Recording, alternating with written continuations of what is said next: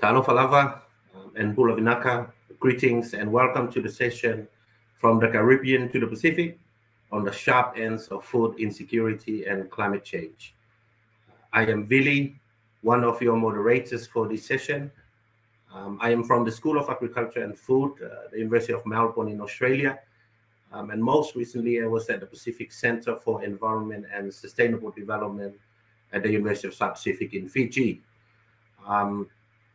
I'm originally from Samoa, a citizen of Tuvalu, and have been a resident of Fiji for 14 years. So I call myself a citizen of the Pacific. And I am joined by my co-moderator, Dr. Madhuvanti Murphy, or Maddie, who is a senior lecturer from George Alain, a chronic disease research center at the University of West Indies in Barbados. This session focuses on the experiences within small island developing states, the majority of which are situated in the Caribbean and Pacific, and are particularly at the sharp end of extreme vulnerability to climate change, natural hazards, and food and nutritional insecurity. Over 60% of food consumed is imported, and much of which is of low nutritional quality, contributing to high burdens of nutritional or nutrition-related disease. Increasing the production and consumption of local nutritious foods is a goal for small island development states governments.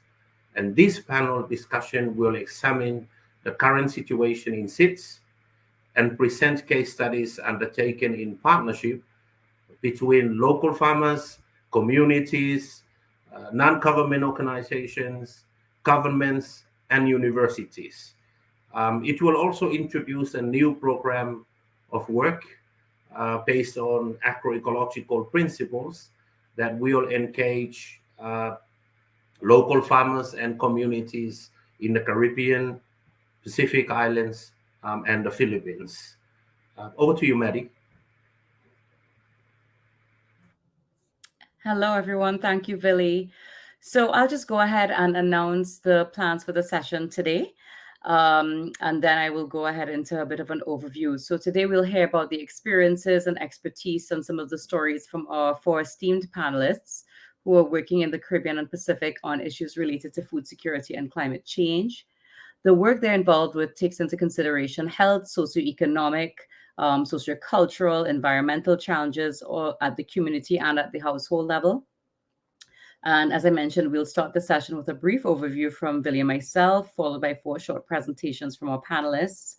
And each speaker will present for 8 minutes, followed by a 15-minute for Q&A at the end of the session, and a further 30 minutes for interactive Q&A in Zoom. And I believe a link will be sent to everyone in the chat.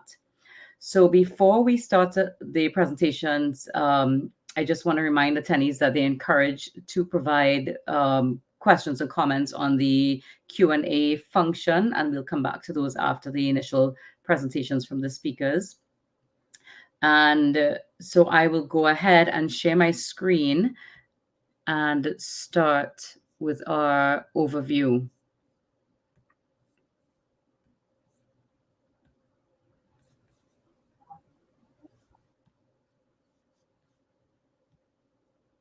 All right, I'm hoping everyone can see this presentation and our lovely pictures from the Caribbean and the Pacific. And as you all know, our presentation is on, our panel is on from the Caribbean to the Pacific on the sharp ends of food insecurity and climate change.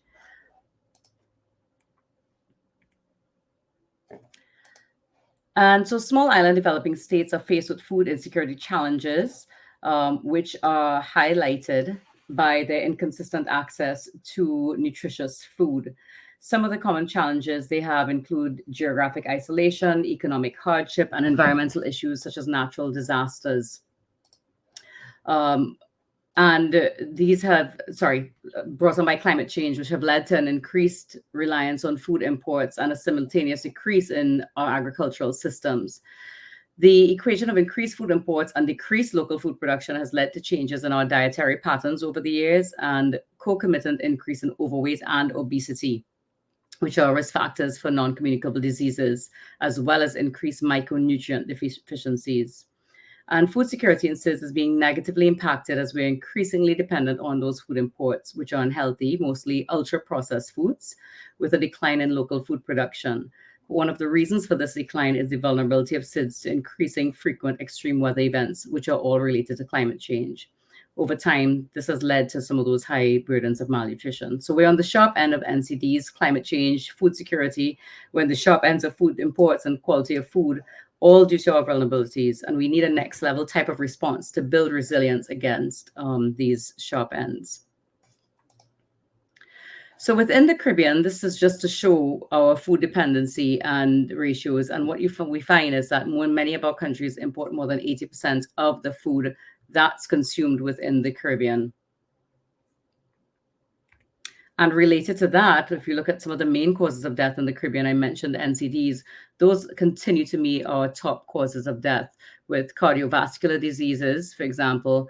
When you consider from 1990 all the way to 2019, that's still the number one cause of death within the Caribbean. Diabetes is on there as well. And those tend to be our biggest issues. Ville, can you speak a little bit to the Pacific? Thank you, Mary. Yeah, similarly, the Pacific Islands rely heavily on imported foods for daily consumptions. The slide you're seeing now show different sources of the imported foods, and they're mainly coming from East and Southeast Asia, and Australia, New Zealand, and also Europe. So most of the imported foods are coming from all over the world. But you also see there are some trading happen within or between the islands of the Pacific. In atoll countries, the reliance is about 90 to 100% of the daily diet is from imported food. And it's also very, very high at urban area. The sad thing is that there is also a very fast increase of this dependence on imported foods spreading across the rural areas and isolated islands. The next slide, please. But the quality of imported foods have been declining since late 90s, and it is getting worse since 2007. Consequently, it is estimated that 75% of adult deaths in the Pacific region are due to non-communicable diseases, with the majority of deaths occurring among adults in economically active age bracket. You must remember that small island developing states, especially in the Pacific, our population and our human resources are not many. So this is really, really critical. Pacific Island countries and territories are disproportionately affected by obesity, taking all spots of the top 10 most overweight or obese nations on Earth. And this trend does not show signs of slowing. In some of the Pacific Island countries between 1980s and 2008, the mean adult body mass index rose by more than 2 kilograms per square per decade, about 5 times the mean increase in body mass index worldwide over the same period. And the incidence of diet-related non-communicable diseases continued to rise between 1990 and the present, with about type 2 diabetes more than doubling, and heart disease and stroke rising by 25 to 50%. And all of these trends indicate severe diet-related dysfunction and are only, as we are observing now, worsen under climate change conditions. Back to you, Maddie. Great, thanks. So these burdens faced by SIDS have caused global concern. We've just talked a little bit briefly about the Caribbean and about the Pacific. And there have been many focused discussions which have led to the development of the Global Action Program on Food Security and Nutrition, GAP, in 2017. And that was supported by both the FAO and the UN. And the GAP complements the SIDS accelerated modalities of action, Samoa Pathway, which emphasizes the importance of an integrated approach to sustainable development as highlighted in the 2030 SDGs agenda. And we know that the GAPS framework is deeply rooted in 3 objectives surrounding food security, involving capacity building, leading to empowerment of communities, and a participatory and sustainable approach to building resilience within food systems while considering environmental challenges. So based on these challenges, in 2017, the Global Action Program on Food Security and Nutrition was approved by the FAO and UN. In the same year, our researchers at the GACDRC, which is where I'm based, we helped develop the Community Food and Nutrition Project, which was UKRI funded, and focused on assessing food security and diet in St. Vincent and the Grenadines and in Fiji, and through consultation and knowledge exchange with stakeholders, that laid the foundation for our current projects in SIDS. We have a few projects that we've built on from that CIFA project. But recently, we also want to mention, I think it's, there's no way to get away from it. SIDS have been faced with another challenge threatening food security, which is the COVID-19 pandemic. That has had impact on health and the economy, and countries have been forced to implement non-pharmaceutical interventions, including curfews, closures of borders, different ways of controlling transmission rates, which has deepened the vulnerability of small-scale food producers. It's highlighted the urgent need for interventions aimed at improving local food production and, by extension, food security. And a study conducted in Fiji and the Solomon Islands showed that the DDS of households further declined from 3 to 2 before and during the first 5 months, I should say, of COVID.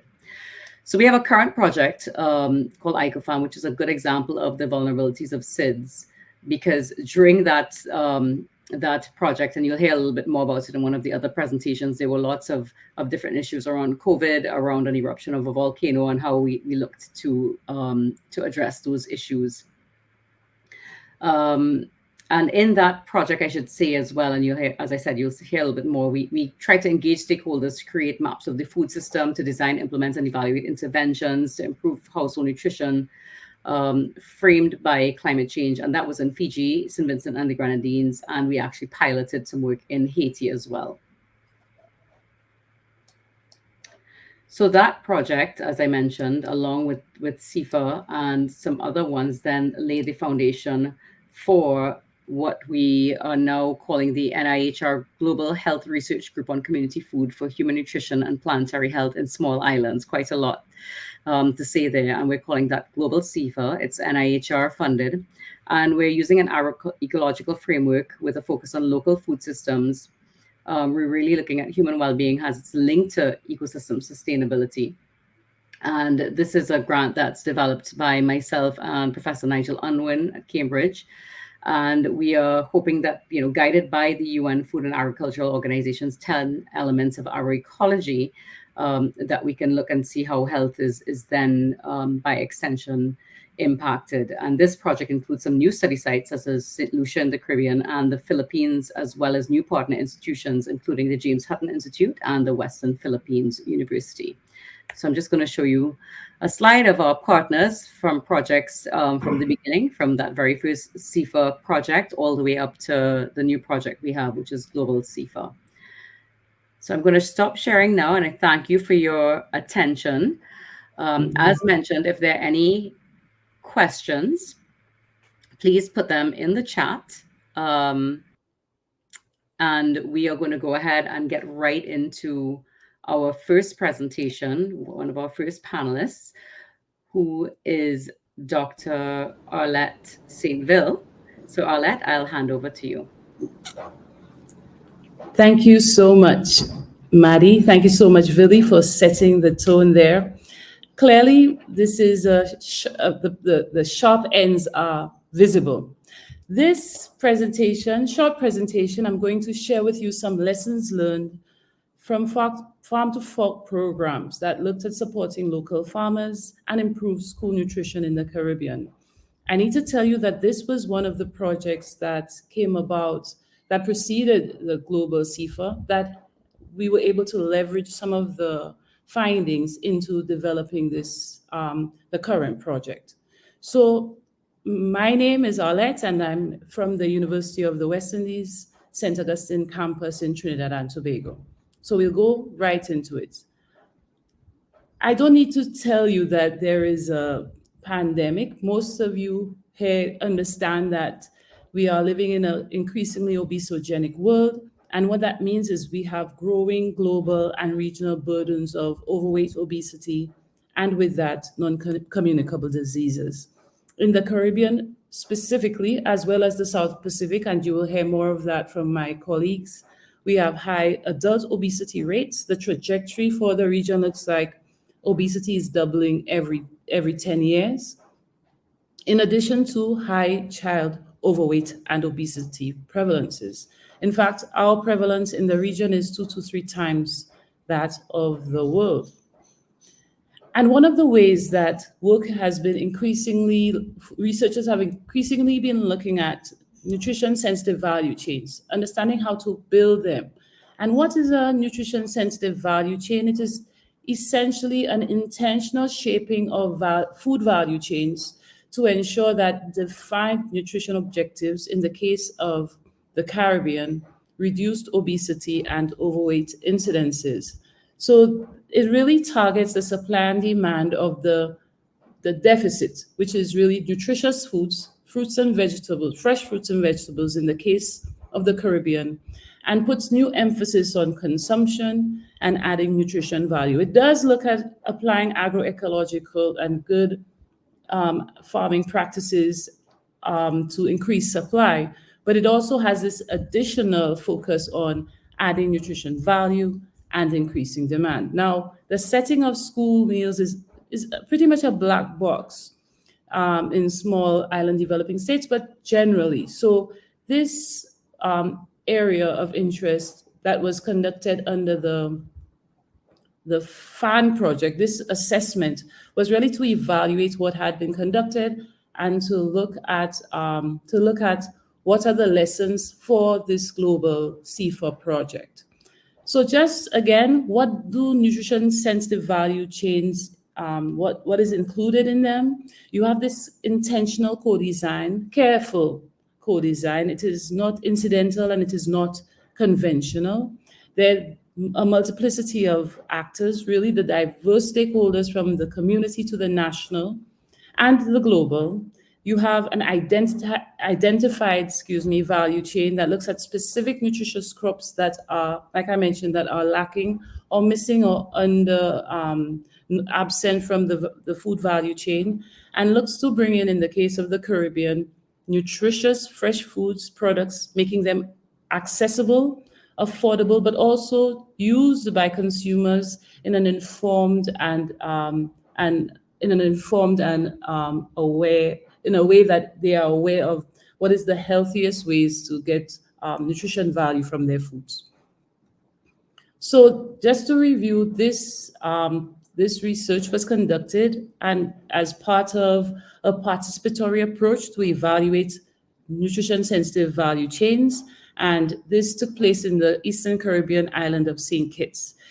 It involved a one-day stakeholder workshop. It was conducted in November 2018. And this was 4 years after the original Farm to Fork project. So the Food and Nutrition Project, the full name was Improving Household Nutrition Security and Public Health in the Caribbean. This took place in 2018 and was following up from the Farm to Fork project. We looked at stakeholders across the school feeding value chain. There were about 37 of them. The public sector, as is the case in small island developing states, they dominated, and we had about 12 academics. This novel method that we put together, combining a theory of change, which really allows all of the participants to understand and think about all of the steps that are involved in creating the outcomes, the shared outcomes that are desired, and uses group model building, a facilitated group model building approach to get everyone thinking and looking in that same direction. So what were our findings? Interestingly, we saw that when through this facilitated group model building process, and those of you who are interested, it is a very exciting, research area. It really allowed all of the participants to get a shared understanding of that real world complexity that was resident in the local nutrition sensitive value chain. Now, the original project theory of change looked in a very linear way at how the project could move from the point of increasing supply, increasing farmers, building farming groups, getting farmers to working with good agricultural practices, selling their foods to the school feeding program, the training of the school feeding program, and eventually students eating the food and healthy outcomes. But when the stakeholders revised that theory of change through a facilitated group model building project, what we saw that they created a causal map that interconnected all these system factors to help explain the behavior of why students were not eating healthy, that really understood the complexity of the context. And what does that mean? What did it look like? It showed that really the local residents, guided through this interactive and informed discussion, were able to see and look at what was missing in the content experts. That's what we call experts from global experts who had developed this theory of change. And they developed a more context specific theory of change that looked at all of the local factors that needed to be integrated into such a theory of change. And the green in this figure deals with all of the the food supply type and production type interventions developed. And the pink deal with those that deal with adding nutrition value, as well as those that deal with ensuring the nutritious use of food. So the takeaways as I come to a close, the value in contributing of local experts and the bringing them together, local stakeholders, content experts, as well as context experts. Then the need for behavior change communication theories to really track and evaluate engagement, and how do these new activities, rules, practices, and knowledge exchanges facilitate what is desired. The importance of a shared understanding of the food system and its assets and challenges. And this has been incorporated in the Global CIFA project. You will hear more about from my colleagues. And the importance of these place-specific dialogues that interrogate mental models of the conventional system and encourage dynamic hypothesis-framed questioning. I want to thank you so much for your attention, and please stay around and we'll be happy to answer any questions you may have. Okay, great. Thank you so much, Arlette, for sharing your research experiences, particularly what you've done in the Caribbean. And as Arlette said, a reminder to put all of the comments and questions in the chat, and we'll get back to them afterwards. Billy? Yeah, thank you, Maddie. And also for all of you who are here, if you want to read the details about our presenters, you can check them in the program and also online, the speakers section. We will now follow Arlette's presentations with one of our non-government organization partners in the Pacific, who has been doing amazing work on the ground to develop and improve community food security initiatives. Just a quick information here for all of you.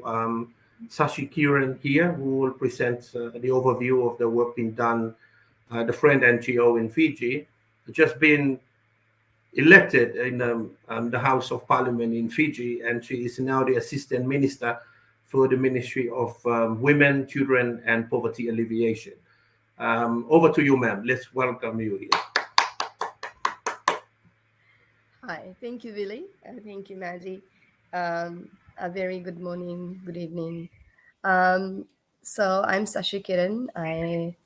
For 20 years, I've been involved in a not-for-profit organization called Foundation for Rural Integrated Enterprises in Development.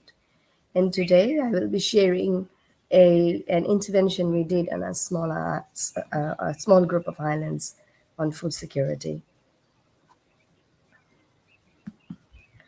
So FRIEND, as a community development practitioner organization, has been very fortunate to partner with Community Food and Health Research Project.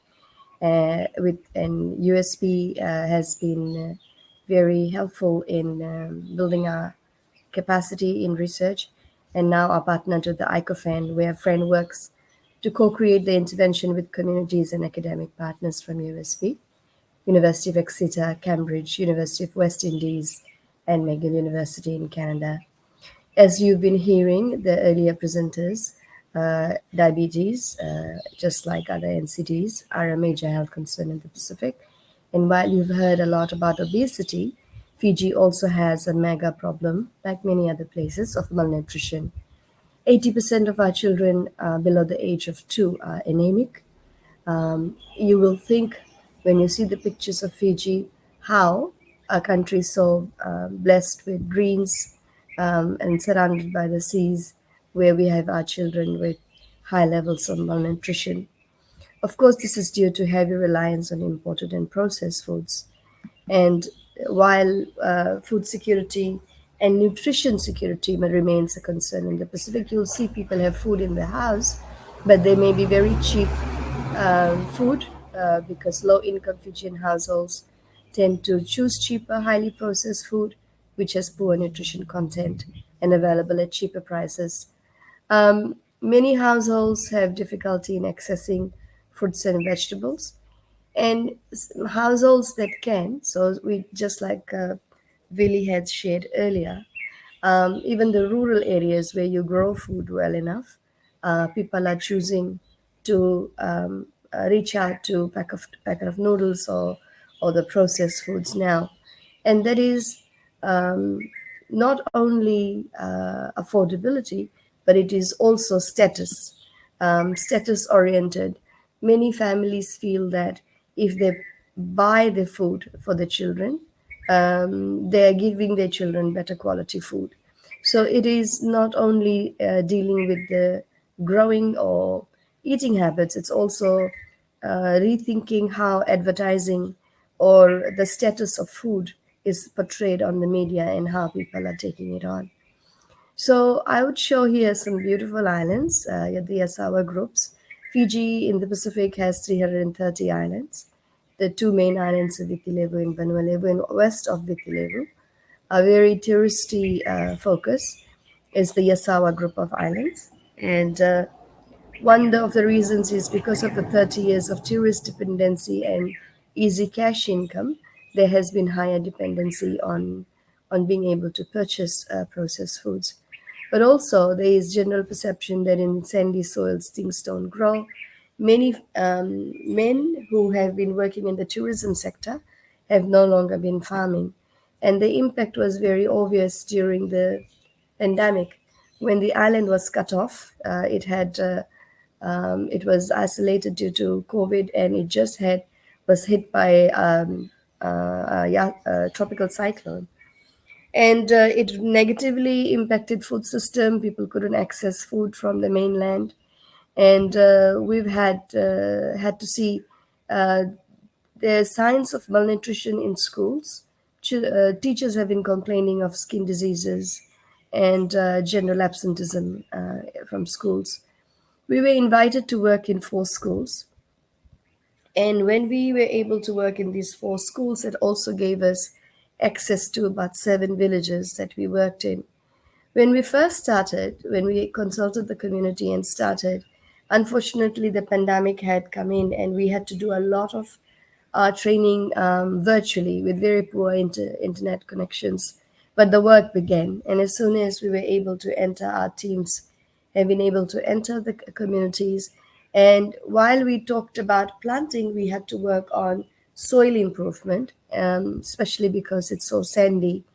And there has been a lot of runoffs. Outer islands are also using a lot of pesticides, which are running off and damaging the reef system.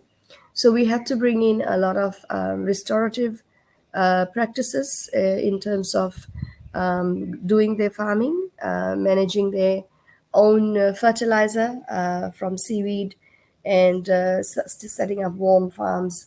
Water system is always an issue in smaller islands. So setting up water systems and irrigation management to try and see that people had access to be able to garden. And most of this started in the 4 schools. So it was easier to manage, and from there we were able to work with the villagers. We've had good interest from the parents, teachers, and the schools used to actually buy vegetables from the mainland. They had to travel by boat to the mainland to buy vegetables. And now if you see the gardens, they're not only growing their food, they're able to sell food back to the village. We've also had to train on how to use the food. There has been this crazy increase in frying. We often see a lot of use of oil, imported oils, and pretty much everything is fried, which is also a contributing factor to the cardiovascular diseases we've had. So we've had to run a lot of healthy training on food recipes and running food processing techniques.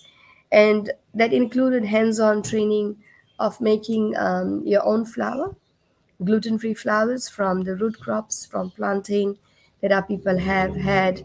But for too long, because of very cheap wheat flour available and a lot of marketing, our traditional food system, we've been going away from our traditional food systems. And that has been a mega issue. Also, what's happened is while we've had our people eating food, we've had different agricultural systems teaching more shorter term crop, so cabbages and things that grows quickly and people can eat quickly.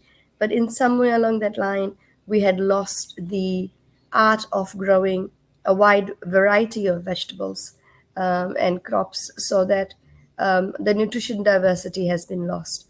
So we've been introducing a concept of 9x9, where we encourage 9 types of root vegetables, 9 types of legumes, 9 types of leafy veggies, etc. So 9 types of fruit trees. So we try and encourage in small plot about 60 to 80 different plants. So if there are 2 or 3 eggplant plants, for example, that will give you enough food for throughout. 1 or 2 moringa plants, so it doesn't have to be big gardens. It's just 2 or 3 of different crops, and that means a wide variety of food. And when people are picking those vegetables to put it in a stew, it's a greater nutrition variety. What also this has brought is bringing back of traditional food systems, because a lot of those traditional foods have been lost, and in people being able to buy hybrid seeds now. And that has really increased a lot of competition, trying to revive the traditional foods. And that assures us that in drought, there is drought-resistant food available in the villages. And in floods, we also have tall crops that don't necessarily get affected by floods. So you'll see we've been doing a lot of food demonstration. And over time now, what we have seen is that we have seen that there has been a very good evaluation that teachers are saying that students' health have improved. Farmers are excited that the soil types have improved. We are seeing more collection of crops, and overall the food and nutrition security is improving, and there's a lot more interest in growing food. Younger children are learning. So in schools, we are seeing that children are learning and taking these home. There's a lot of exchange of seeds and seedlings. And we are seeing that this, from almost total dependency of food from purchase from mainland, there is a growing growing and also use of local traditional foods back in the villages. So in conclusion, I can say that adoption of diverse local traditional climate resilient food systems can help improve food and nutrition diversity in small island ecosystems. And we are trying the same things in outer islands, in very small suburbs, squatter communities as well, to try and have diverse, nutritious crops in small places so that families can eat better. Thank you so much. Vinakavakalevu. And thank you very much, Honorable Sashi Kiran, for sharing the experiences and the amazing work that you and your team are doing in Fiji. Just a quick reminder for those who are joining, please leave your comments or questions or any thoughts you have in the chat function of this session for our Q&A at the end of the session. Now over to you, Maddie. Yeah, so thank you very much, Sashi. And now we're going to have a presentation from another one of our NGO partners, Stina, to give an overview of the wonderful work that's being done by her team at the Richmond Ville Academy in St. Vincent. So over to you, Stina. Thank you very much, Maddie. So we have been very, very fortunate to take part in this project with the university. So you have a lot of research, and it's a lot of problems being stated previous in this session. So Richmond Ville Academy is a non-profit located at the end of the road on the small island in St. Vincent. And we have been focusing a lot on solutions to these huge problems that we are facing. Richmond Ville Academy is established in 2002 in St. Vincent. It's a Vincentian non-profit. Personally, I am born in Norway, but I have been directing this academy for the last 15 years and are currently working on expansion. Okay. The academy main purpose is to train people. So anyone who listen here think they want to do a 6 months or 10 months training and how to create the changes to these immense problems that we're facing, put your questions. We have trained more than 1,000 people from all over the world, and many from the Caribbean, many from St. Vincent, specifically to tackle the climate emergency and also to become ecological farmers. So first of all, people come to the academy and they train. And afterwards, we work together with people in the different communities where we carry out the changes together that we want to see. One of our programs in the nearby villages is to train hundreds of small farmers.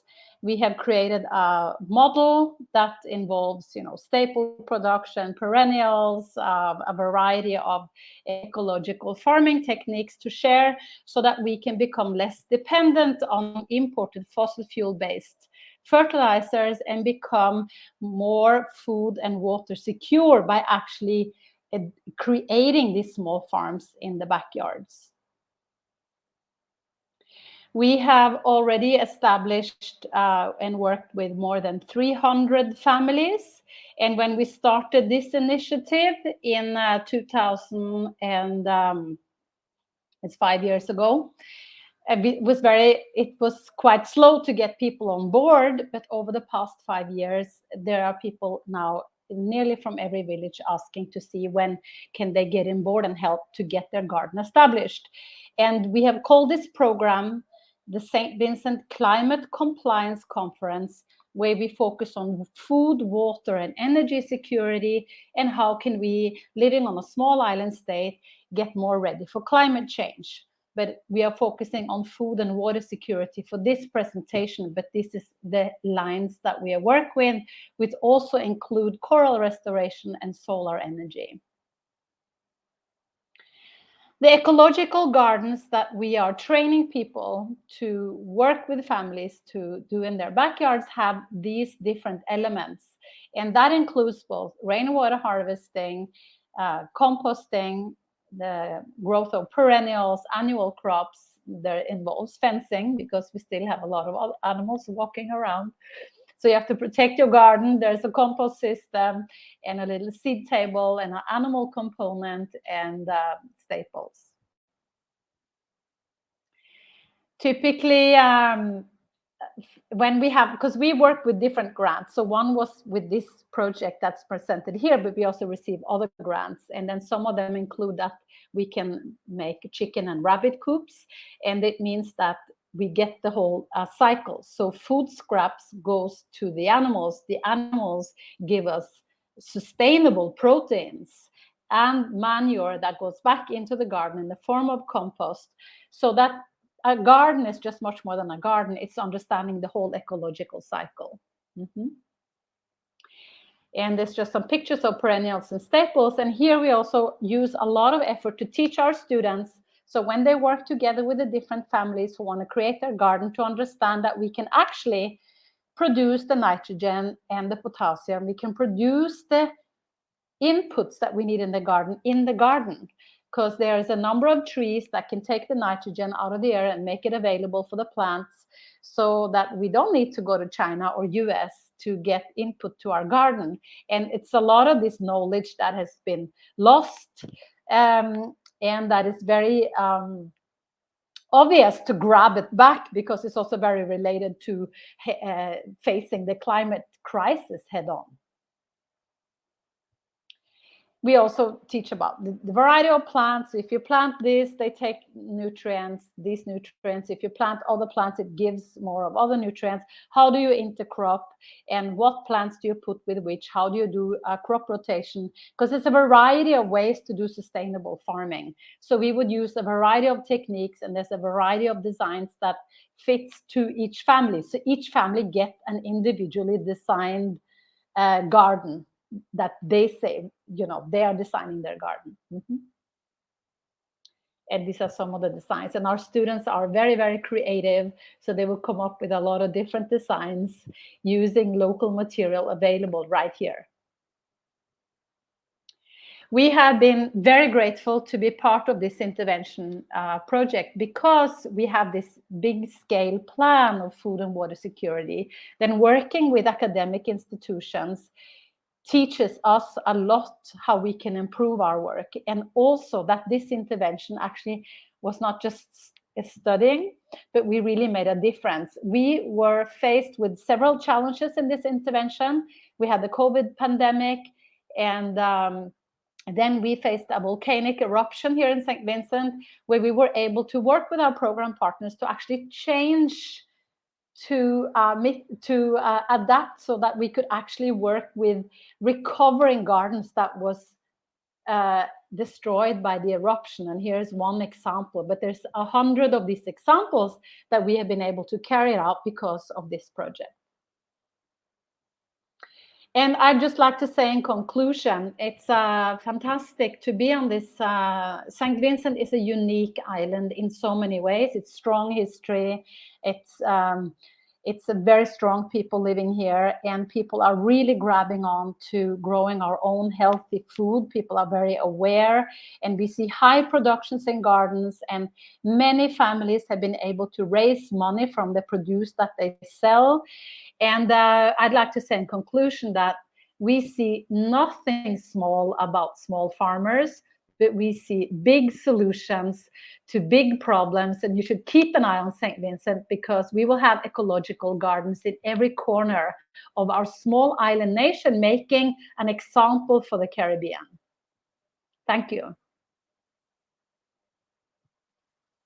Thank you so much, Stina, for telling us about your important work that you're doing in St. Vincent to increase food security. I know we are moving along with time, so I'm going to hand over right away to Ville to introduce our next speaker. Thank you, Maddie. Following off the example of work being done in field, now our last speaker, but not the least, we have Dr. Ali Carney from the James Hutton Institute from Scotland, on co-innovating for increased local food production based on agroecological principles. Ladies and gentlemen, let's welcome Ali. Thank you, Ville, and thank you very much for the asking me to be a part of this panel. So as Ville says, I'm in the agroecology group of the Ecological Sciences Department at the James Hutton Institute, which is based just outside Dundee in Scotland. In a recent piece of research, we were interested in finding out what types of farming approaches are being practiced in Scotland as an alternative to current intensive farming, sometimes termed conventional farming. we interviewed farmers and crofters about their reasons for taking a different approach to farming. And here are quotes for some of the things they said. They talked about experimenting, learning and sharing knowledge, about having diversity in what they grow, in improving biodiversity, nature, and looking after the land to improve the resilience of the farm and the farm business.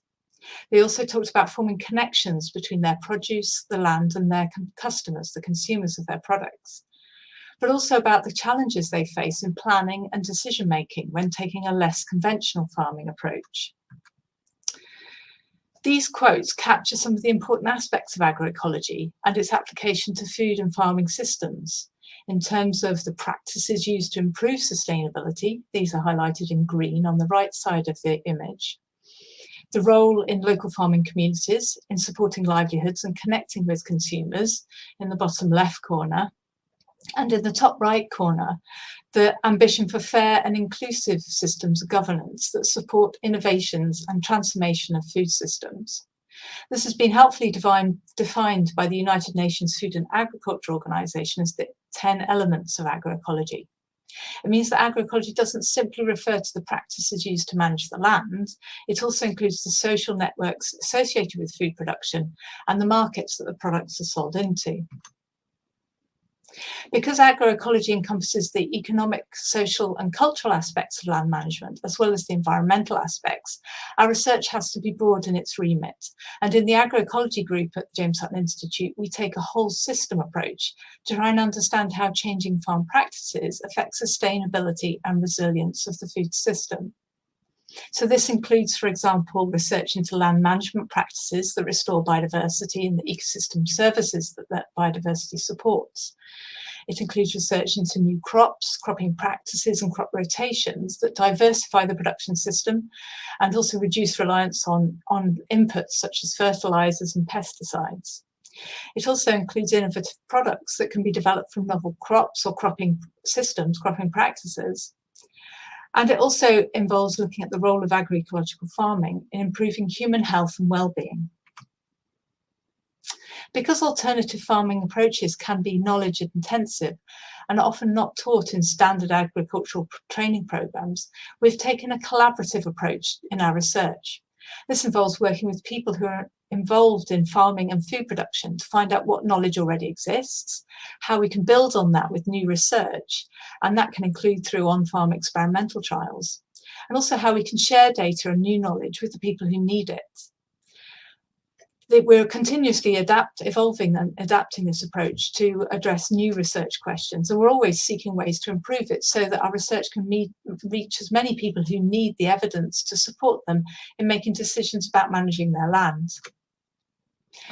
Collaborative approach can have two-way benefits. Not only do farmers and growers receive support in trialling new practices on their own land, but they also contribute to a larger collective body of evidence that can be used to tease out the factors that influence success. An example shown here on this slide, which summarises the outcomes of a recently completed EU project, where we work collaboratively with farmers across Europe to improve the performance of intercrops as a practice to improve sustainability. Because we collect the data in a standardised way in trials across Europe using standardised protocols and data collection templates, we were able to analyse trial data from across different geographic regions to identify some of the factors influencing intercrop performance. This meta-analysis has provided some insights as to why intercrop performance can be context-specific. For example, we've shown that the intercrops perform best in cooler, wetter areas of northern Europe compared to the warmer, drier southern regions. And it also depended on the number of intercrop components. So 3 component intercrops perform better than 2. So we see this building knowledge sharing into our research as critically important for creating social resilience as well as economic and environmental resilience into the design of new farming and food production systems. We're adapting this collaborative approach in a recently launched project that's also been introduced earlier by Maddie and mentioned by 1 or 2 other of the panelists. And this project aims to test whether agroecological food production systems can be used to improve the nutrition, health, social and economic well-being of populations in low middle income small island countries. The project, which is, as Maddie said, is called Community Food for Planetary Health, is funded by the National Institute for Health and Care Research. And knowledge sharing is a central component of this project. So working with local communities to co-design farming and food production systems with the aim of developing local capacities and longer-term resilience in environmental and human health. So the project partners represent public health organisations, agricultural and social scientists, and civil society organisations. And in this project, we'll be working with local communities in each island setting to assess their food system objectives and their needs, and develop living labs for community food production. So these living labs will involve local practitioners working together with the project partners to increase local food production and improve and monitor the outcomes for household nutrition.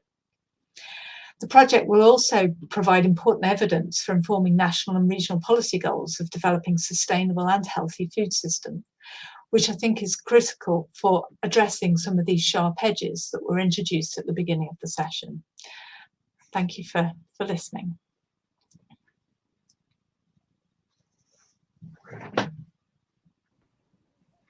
Dr. Ali Khani. Now we will move on to the Q&A. So I think we will ask one question here, and then we will shift on to the Zoom for more discussions later. Maddie, do you have a question there ready?